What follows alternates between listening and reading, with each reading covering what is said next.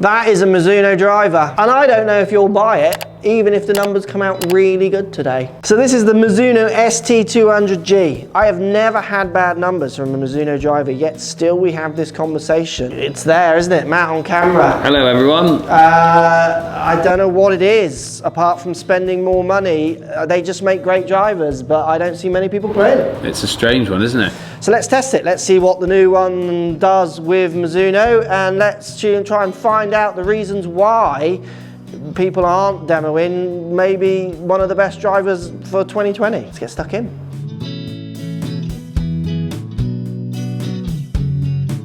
Right, I'm going to just delve straight in and hit it. I want to hit it. It looks very much what I'd expect from Mizuno. It's black. I do like the fact that they go blue.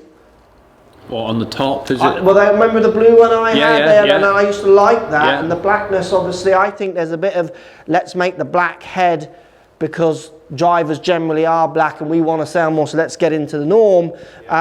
Where I actually quite like the standout blue, as you can tell from my shoes. Yeah, and your hat. Yeah. Let's see what it feels like. Feels good, sounds titanium-y, even though it looks like it's carbon top. We'll look at the tech in a second. I like the framing of it around by the ball. It's got a big white line round the back that kind of defines the back part of the club. You get the Running Bird logo on top, which always looks lovely. I do like the look at that. It does look great. The white line is properly standing out back here. Yeah, it does. It's really all the way around, where sometimes it's a small part of it, with an extra bit in the heel, which I don't know why they... What is that bit extra in the heel there? Is that to help lining up or something? I don't know. It doesn't me. Like, it doesn't put me off in any way, but see, there's the extra bit there. It's thicker there. I don't know why, but it is. It might say it in the tech, you never know. Yeah, we'll get to the tech and have a little look. You get a slightly off silver, almost like what I'd call almost like grey. Well, it is. It's a grey face to the black top. It's not like clean silver. Sits pretty neutral. I've got it set up in a 9-degree, 60-gram shaft diameter in a stiff, and again weights forward we're testing. I'm going to test with the weights forward, and then we'll move them back to show you the difference. Looks very gadgety on the bottom, doesn't it? Yeah, they have done for a while, haven't they, Mizuno? They've had a lot of tracks and bits. A lot going on, yeah. There are 3 models in this range as well, so the video's coming. Let's try and hit a few more. It's a medium to loud, nice sound. Like I say, it sounds much more titanium than any carbon. Bit of a click to it, or a ting, sorry. Tingy sound. All right, as I collect a bit more data, let's have a look at the tech. What are Mizuno saying about this driver? So Matt's going to look at the tech. He's got all the guff, and I'm going to keep it in, actually. What have we got in it, Matt? So this is a low to mid-spin driver, they're calling it. Yeah. It's got 17% stronger face material. Cool, that's impressive. Like, that sounds a lot to me. 17%. Multi-thickness forged SAT or SAT, 2041 beta titanium. Okay. So is that a new titanium? It doesn't say new. No, okay. No, but incredibly responsive across the face and maintains performance for longer. Okay, well I've just hit a high toe there, so that'll be tested. It's tool ready, so the shape redefined by Euro craftsman. Ultra low spin option, so the tracks on the bottom moving those Which is what we're setting at the moment, so you get the movable tracks to dial in. Yep. And I guess you can go draw and fade with those, which you can. Yes. So you can keep it in the heel, move the top one to the back. Yeah. Those kind of Lots ideas. of options down there. Yeah, well you got every option really, because there's stops along the way. You have got the predictable performance, which is the wave sole on the bottom. Yeah, they've used that for a while, haven't they, the wave sole now, so they're just sticking with that, which is great, where some companies have run away from that. Titleist put that in once and ran away. Yeah. Nike totally ran away. Run away! Oh dear. It's adjustable lofts by 4 degrees. Yeah, and they've had, so you got standard high, upright and low going around the neck, which is good. 4 degrees is a lot, isn't it? Yeah, they've always had quite extensive neck changes. Yeah. So that's good. And that just twists around the shaft, does it? And you've got a round grip on there? Round grip, yeah. Round grip. So that's no logos on the grip, so I presume you are. Yeah, you are. You're moving. Spin that round. Yeah. Okay. And purer impact. So that's to do with the structural refinements for the sound at impact. Okay, let's hit another one. So I'm just guessing, and I don't know. I mean, it sounds nice, but it's certainly not quiet. Again, it sounds fine. It just sounds more titanium, which is fine. You know, it sounds metal. You don't get any of the carbon coming through, which is not a problem. I have gamed Mizuno drivers in the past, and as people, when I changed from Mizuno to a Callaway, lots of people were like, why have you ever changed that one so well, all those kind of things. And I mean, I hit it as well as any driver I've ever gamed. I could easily game a Mizuno driver, and it's funny because I've been on tour ranges, you've seen it, where they've got a contracted player who's obviously not contracted for the woods. Yeah. Testing the driver on a range, and I'm stood there looking at the numbers, and the numbers are as good as anything. And then you get out on the practice round, we go and see them later, and they haven't got that club in, they've got another manufacturer's club in there. There's either that and another one in, or completely gone. Yeah. And I just think, strange, what is that? What's made you not do it? Maybe post comments down below. I mean, lots of it, there's so many things as well, which I think is interesting in these videos with some of the numbers we talk about, when it actually probably boils down more to budget, stroke, how many shops are you walking in where there's good fitting, extensive fittings.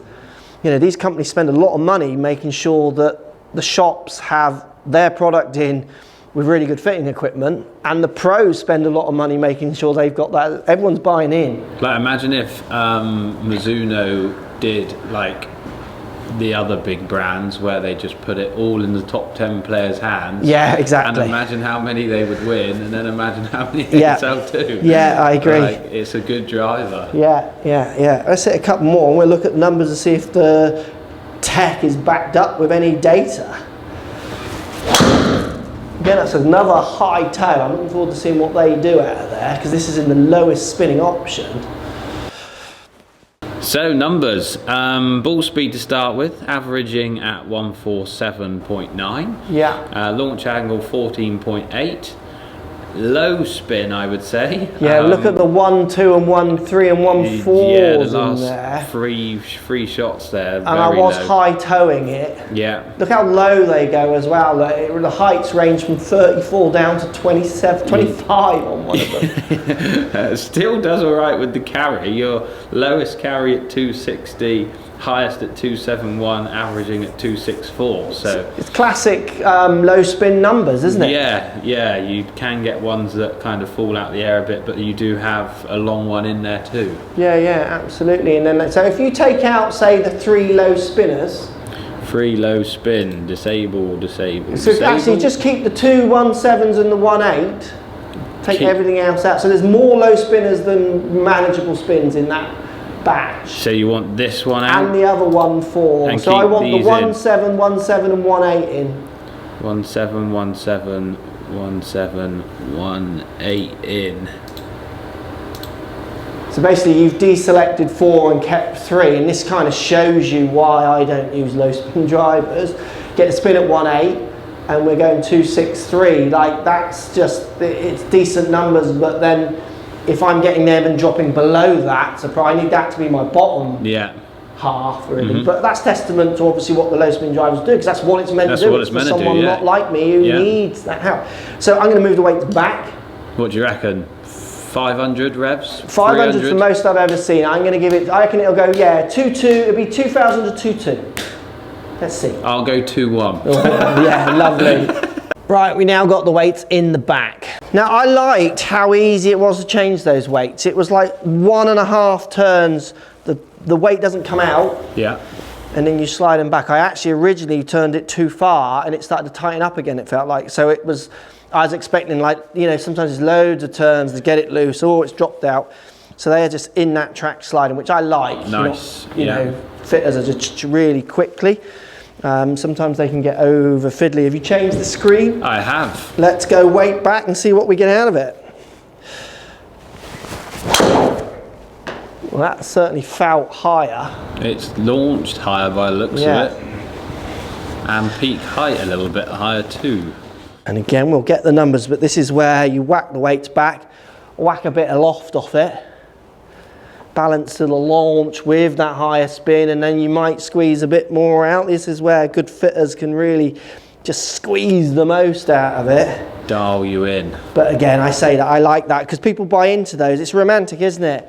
The actual truth is, as well, I'm a golf coach, people come and I've given them 30 yards extra distance and they're trying to squeeze 4 yards out of their club. Like, you know, get on your forum and enjoy your little chats when you're at work, but then there's reality. Club delivery is still important.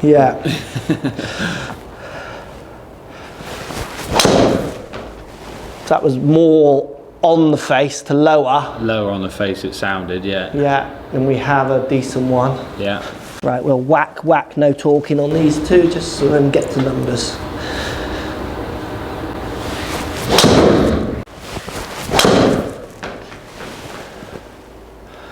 Right, let's have a look at those. Some decent hits in there, and I mean, they're just better shots, but it feels more sustainable with the weight back, and obviously plays much more into what my game's about. So, same distance, but a yard further. Yard further. Peak heighting a lot higher. 36 to 30. You don't get the dropouts, do you? No. So the highest is 39, which was the first shot I did it high on the face. And then if you took that one out, it's like within. And then you. Oh, sorry. That's all right. You're then basically very close to the decent few hits or few yards lower on the low spin. But again, more sustainable, isn't it? Spin at 2,068. So it's 5,000 more than the other. But it 500. is actually, sorry, 500, 500. And it is, look, it's ranging from 2.4 down to what, 1.8? 1.8, Again, I mean, that's really good numbers, to be honest with you. And launching slightly... about the same. It is the same, with that one taken out, but it's slightly higher with your higher strike at the start. And that's much more mean than anything else. You take that one out again, then your ball speed is slightly higher as well. Again, better back strikes, I would say. Launching similar, spinning 500 revs more. And it's got to be said, that's 266, 264 in the low spin. Like, they're as good as anything, aren't they? They're just my numbers doing well. And again, that asks the question why it's not used more, doesn't it? Which I think we tapped on with the ideas of how these clubs actually get to market and get in front of the people who are trying to buy them. Looks good, sounds great, numbers are good. Could very much game that driver. Do I game it? Well, I don't either. And maybe I'm an example of why. If you think about my deals and what have you, it kind of says a little bit, possibly. Absolutely could game that. Let me know in the comments down below if you ever gamed a Mizuno Driver. Have you ever had the chance to even test them? You know, do you walk into your shop and see the stand and think, I want to test that, and then they go, well, I haven't got any tests, so I have to tape it up. That's a killer, isn't it? Or if they haven't even got it in the shop, they've got to order it in. I know what pro shops are like, and support your pro and all the rest of it, but that's annoying. I'm impatient and impulsive. I want the driver. You've got that? No, I have to order it in. Well, I'm going to go down the road then. And when you put a big load of masking tape on it and it completely changes everything, it's like, oh, that's not the same, is it? No, I'm going to finish with a 10 finger. Oh my goodness. Just as a treat for everyone. Calm down. It's a 10 finger toe block. Oh, it's coming back. Have I, Matthew? Get out. Have I? Get up! No, I haven't. No, it was too toey. It had potential. What was it? 266 or something, I think. 266. 1.9 spin. You strike that better, and I'm sneaking. I'm not as fast as I want to be, but you can't blame Mizuno for that.